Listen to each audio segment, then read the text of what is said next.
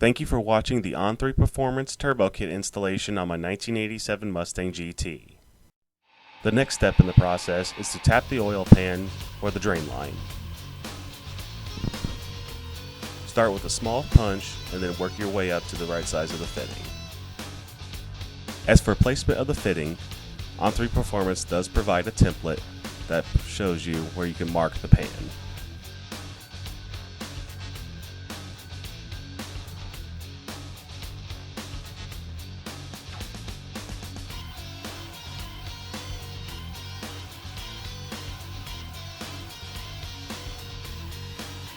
Make sure you apply a heavy amount of grease to your tap. This will catch any metal shavings that come from the pan. Now thread the tap into the oil pan.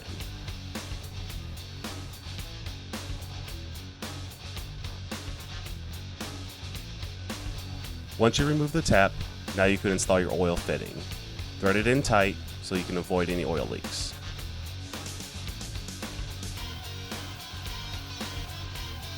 With the car elevated, now is a good time to replace the fuel pump. To do this, you'll need to drop the fuel tank and remove the old fuel pump. If you want to see a full video on how to replace a fuel pump, check out Late Model Restoration's YouTube channel. They have an awesome video.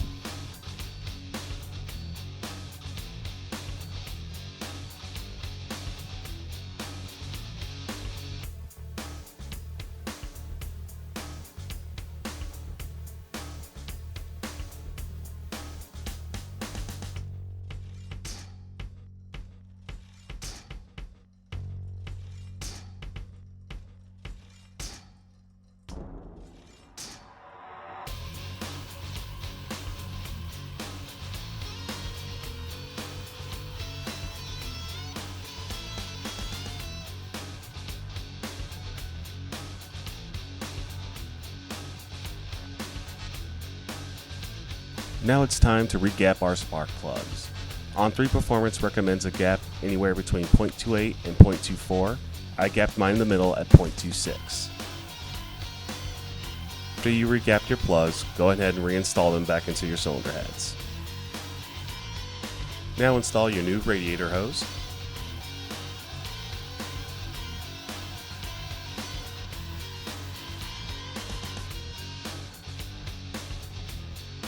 And remove the tank on the lower intake so you can make way for the upper intake manifold.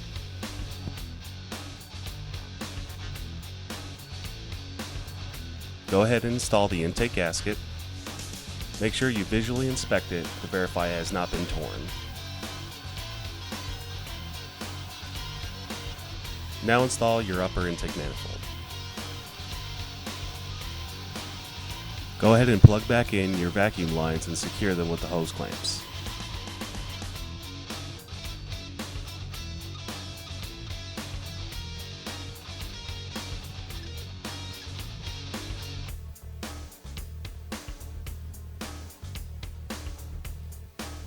Make sure to re-plug in all the electrical harnesses that ran to the intake.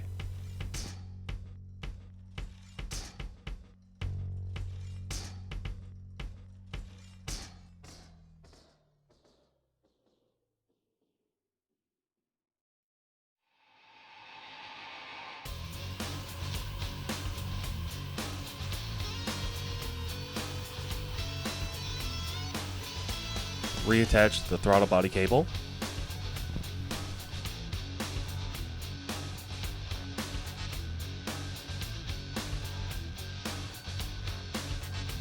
Now reinstall and tighten your throttle body spacer coolant lines.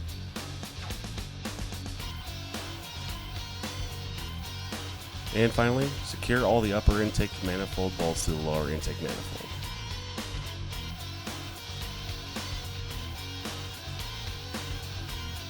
Now we're going to remove the clutch cable to frame rail bracket. Once the bracket is removed, I'm going to apply a DEI heat sleeve to put over the clutch cable.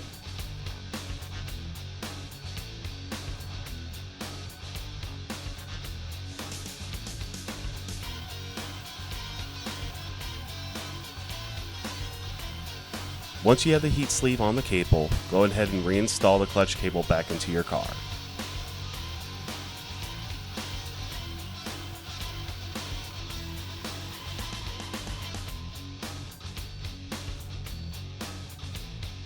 Now we're going to open up the oil filter relocation kit.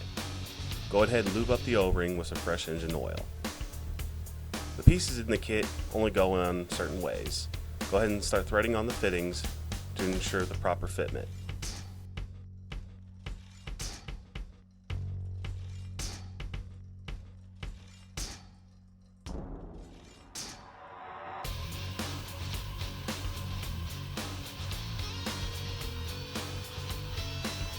The adapter that goes on the engine block has 4 fittings, 2 plugs and 2 regular fittings for the oil lines.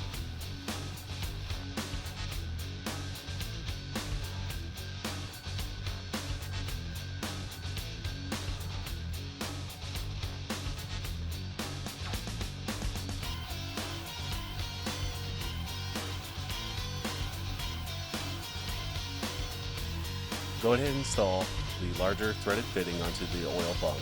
Run it all the way down.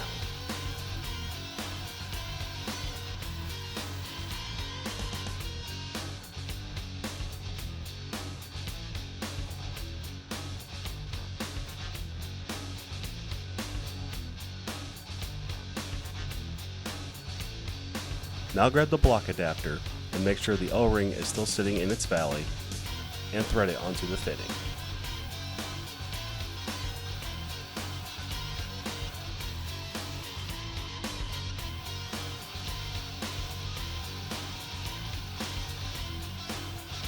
Now grab the supplied oil line and cut it in half. Then install a clamp on each side and then slide each hose onto a fitting.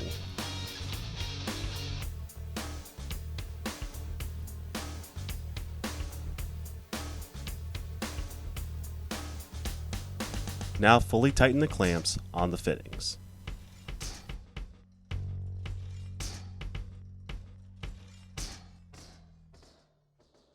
To mount the remote side of the filter kit, I picked up an L bracket from a local hardware store.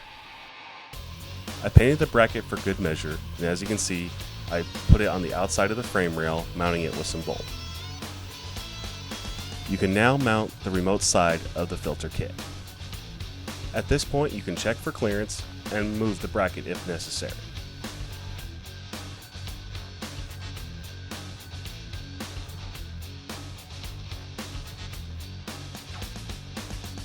That'll do it for this video. Stay tuned for part 3.